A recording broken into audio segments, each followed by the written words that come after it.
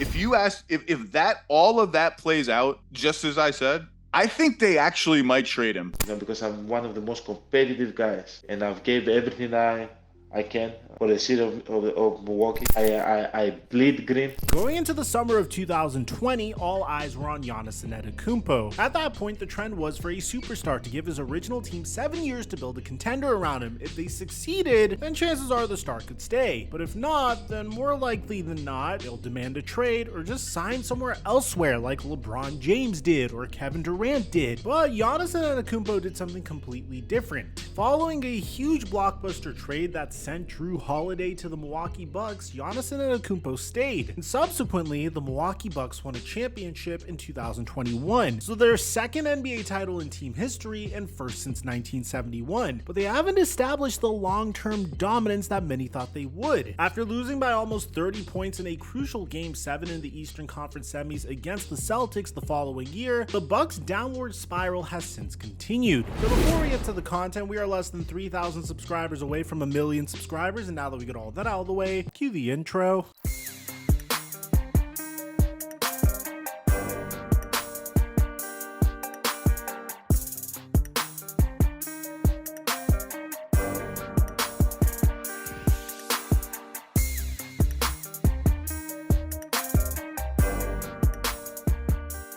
We made over $500 this past weekend by playing Prize Picks. I posted both of my picks before Sunday and Monday Night Football on my Instagram story at TheFlightMike. If you aren't signed up for Prize Picks, use my promo code microphone to get a free $50 when you place an entry of $5 or more. And thank you, Prize Picks, for the sponsor. Mic check 1 2 1 2. What's going on, everybody? It's been 2 straight consecutive years with the Milwaukee Bucks having exited the playoffs in the first round. Surely everyone remembers the first one against the Miami Heat, who remain only the second 8th seed ever to make the NBA Finals. So the Milwaukee Bucks immediately got to work, overanalyzing everything that could have potentially been wrong with the team. Maybe it's Coach Bud's fault, so they fired him. Maybe Drew Holiday is washed, so they traded him to the team that ended up winning a championship. Maybe they need to let Giannis Antetokounmpo play general manager, so they did. Giannis handpicked his next head coach. And after the blockbuster trade of Damian Lillard, Milwaukee Bucks were expected to be a championship contender. But not only did they fire their head coach in the middle of the season, not only did they decide that Doc Rivers was the right head coach for the job, and not only was Doc Rivers ecstatic to be the next head coach of the Bucks. Personally, I'll be honest, I told our owners when they called, I said, I don't understand why you're doing this. And I've never done this. I wouldn't wish this on anyone.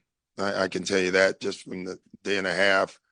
But it's going to be a challenge. Eventually, the Milwaukee Bucks would lose to the Pacers of all teams. It was the first serious big red flag for the Bucks organization as a whole. For a generational talent like Giannis Antetokounmpo to spend the prime of his career getting bounced like this year after year is not something that seems to be sitting very well with him. And this was evident last season when he began to show some serious signs of agitation during the team's struggles. Who knows, perhaps he thought Damian Lillard was going to come in and automatically raise another banner at the snap of a finger, but as it turns out, things aren't actually that easy in the East right now, especially considering that the Boston Celtics are bringing back their entire core from a championship team, and they've officially started throwing around the word dynasty. But even on top of that, the New York Knicks have entered the fold, building a super team because their star player Jalen Brunson decided to give the Knicks an additional $113 million to do so. But before I get on to what all this could mean regarding the two-time MVP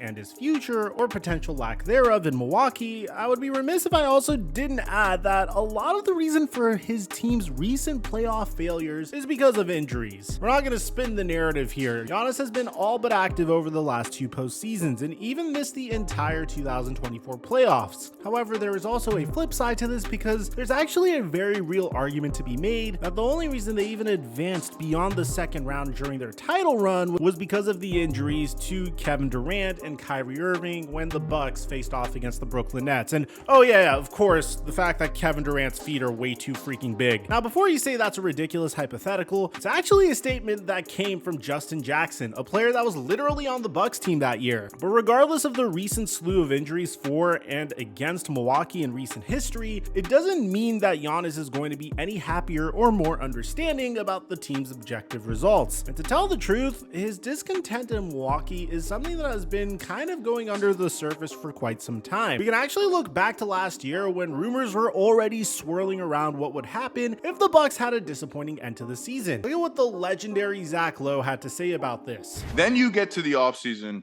He's got one guaranteed year left on his contract. Everyone that you just mentioned is 1 year older. He has already told you that if I don't think this team can win big, win all the way, I'm going to go somewhere else. If you ask, if that, all of that plays out, just as I said, conference finals, second round, whatever you think is a disappointing Bucks season, I think they actually might trade him. Which, by the way, I don't know why the hell ESPN decided to fire Zach Lowe. I was so passionate about it that I made a video on it. I highly recommend you check it out. I'll leave it in the end screen because it just shows that ESPN is 100% devoted to hot take culture. Now, currently the Bucks have two of the best players in the league, as well as a three-time All-Star in Chris Middleton, who it actually turns out is another factor that plays into this situation. Middleton is on the final guaranteed year of his current deal, and with Dame's final guaranteed year coming only one season after Middleton's, we can start to see how quickly the Bucks could wind up falling apart just as quickly as it came together. You can also see just how much pressure is riding on the trio's performance this upcoming season. The bottom line is that if they don't make it at the very least to the conference finals, then this whole thing is probably going to get blown up. And with the serious possibility of that happening, we have to ask what their options would be. And could it really be that a player as good as Giannis Antetokounmpo could be sent packing even after signing his most recent deal? It almost sounds too wild to even think about. But if it does end up happening, the question is, where would he even go? Well, I do agree that it is a bit hard to imagine there being a team out there that would be willing to trade as much as it would take to get him. It would definitely make for one of the most iconic trades in NBA history. Not to mention that I truly think there are a few teams that would be legit candidates to bring him in. But what would it cost? Mikal Bridges, who has never made an All-Star game, is worth sending 5 first-round picks for. Then who can begin to imagine what Giannis Antetokounmpo would be worth? And could we actually see one single player get shipped off in return for 10 first-round picks? I mean, I've never seen it happen before, but from Milwaukee's point of view, if Giannis were to continue to be frustrated, then who could even blame them for letting him go for such a haul? That's a decade's worth of first-round picks for a team that would be in complete desperation mode. After all, we can't forget that they're not only still in the hole for what they gave up to get Damian Lillard, but also from all the way back in the Drew Holiday trade when they gave up Eric Bledsoe, George Hill, and 3 first-round picks, in addition to 2 more potential pick swaps. I'm not saying that was a bad move. I mean, it got the Milwaukee Bucks a championship. The Milwaukee Bucks don't win a championship without Drew Holiday's defense against the Phoenix Suns. I'm just saying that they're still facing the effects of that trade. And when you add the Damian Lillard trade on top of that, that's where the hole gets deeper. Not only did they lose Drew Holiday and double-digit scorer Grayson Allen, but they also lost their 2029 first-round pick plus 2 more swaps on top of that. With all of those lost assets in mind, it's not that hard to see why people have started wondering if the Bucks were actually the biggest losers of the multi-team Damian Lillard trade. Giving up this much while experiencing 3 years in a row of not advancing beyond the second round of the playoffs can never have been part of the plan, and it probably didn't feel good to watch Drew Holiday help bring banner number 18 to Beantown. I know as a Laker fan, it didn't feel good from here. And if you don't believe me that all this is building up in Giannis's head, maybe listening to him live on the 48 Minutes podcast just last year can change your mind. As I said, if the Milwaukee Bucks are on the same page for the rest of my career, great. If not, I have to win. I have to win, and I think the city and people will understand it. Because I'm one of the most competitive guys, and I've gave everything I can for the city of Milwaukee. I bleed green. I'm actually wearing the Milwaukee Bucks on this interview. Where is it? I'm actually wearing that and the shorts, and I'm actually about to go to bed, so I'm a Milwaukee Buck. Most importantly, I'm a winner. I want to win, and I have to do whatever it takes for me to win. And if there's a better situation for me to win the Larry O'Brien, I have to take that better situation. With all that being said, and acknowledging his obvious hypocrisy, as if the organization hasn't made all these moves in order to pair him with other all-stars, the Bucks are nonetheless still in a situation where they are absolutely expecting not just to compete for, but to win a NBA championship literally this coming season. But if you're like me and not a true believer that Doc Rivers is the head coach that is going to allow that to happen, then you have to be wondering which teams currently in win now mode would be willing to depart with both young talent and the future picks that would be required in order to bring in a player of Giannis's caliber. One guy that thinks he has the answer to this is NBA insider Sam Amick, who in a recent article stated that the main team he thinks could be interested in Giannis Antetokounmpo, drumroll people, the Golden State Warriors! Yes, we've never made a video hypothesizing any star player in the Golden State Warriors. Actually, it might be the only team we ever predict stars getting traded to, and I think I'm like 0 for 15 on this one.